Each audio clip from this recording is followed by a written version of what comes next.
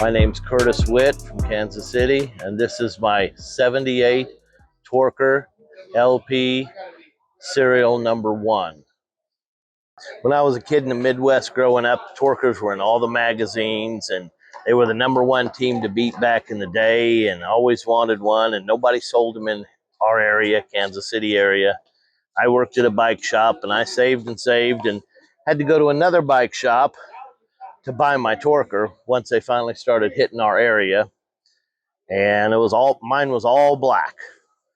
Everything was black, a few yellow parts on it, gold parts on it. Very nice bike.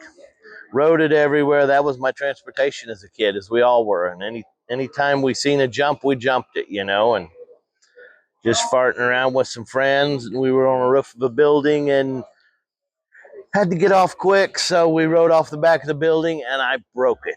Broke the dropout on the one side, and that was the end of my Torker. So I always wanted another one, and I was just lucky enough to find this one. Now that I'm old, this is a Torker I always wanted as a kid. I can afford it now. I was lucky enough to come across this frame at a big swap meet.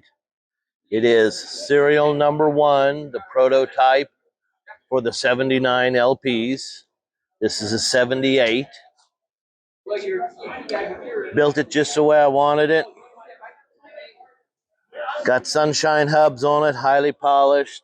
Yukai rims, highly polished, all done by me. Everything on this has been touched in one point or another by me at one point or another. Actually, this Suntour seat post clamp used to be gold, and it was originally on my Torker when I bought it as a kid. Always wanted 3-piece as a kid, could never afford them. So Durace cranks were the best you could find back then. So I found a nice pair and cleaned them all up. Cleaned up the KKT Lightning pedals. Cleaned up the tough neck with the Tiger on it. Went with Race Incorporated aluminum bars, Amy grips. The brakes are set up like I had on mine as a kid. Worked at a bike shop, and all we had was a cheap die-comp brakes. Took this off of a road bike setup and just kind of modified it to fit my use. Has a quick release on the front of it, so you can take your tire off without messing with your brake shoes or your cable or anything else. Everything on this bike's been touched in one point or another, polished, cleaned by me at one point or another to get it to this point.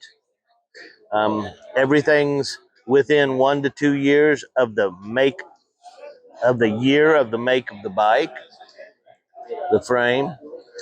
Only thing that is repops are the tires and the grips. Everything else is NOS. Well, it might not have been new old stock, used old stock that I put in a lot of hours to get to where it's at. Actually, this is a Brooks Vroom seat. I'd never seen one. I come across it, done some research, and they're mid to late 70s seats. I love the Torkers coming back out. Super cool. Always been in love with the frame design and the parts. I wish I could have found a good Torker stem for this, but couldn't find a good one. So I had to go with what I could find. You got to stay true to your builds. All of my bikes are sitting here behind me. Everything is within 1 to 2 years either way. I try to stay within 1 year either way of the date of the frame of the bike. And that's what I believe is true to the bikes. We have to have some kind of order there.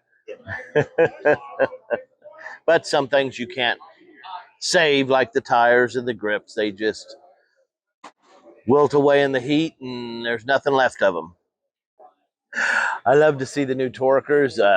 If I was to get one right now, I'd probably get a double XL and a new stem, and love to see them put out some new bars, maybe some hubs, maybe a new crank set, something that would tie everything together and make a complete bike. Make something that would draw people to it, make people want to ride them again. I love that they're going to come out with more products. They're working forward to doing more and more every day, and more product line from their old line. more retro stuff. We need to get the younger groups, younger kids more interested in that. They're really a good handling bike. They always have been.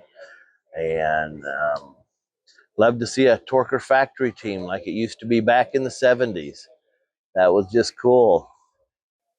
It's really cool that they're bringing some of the old factory riders from the original team back, like Clint Miller and Eddie King and Jason Jensen and those guys back from the original team that made Torker what it was back in the day.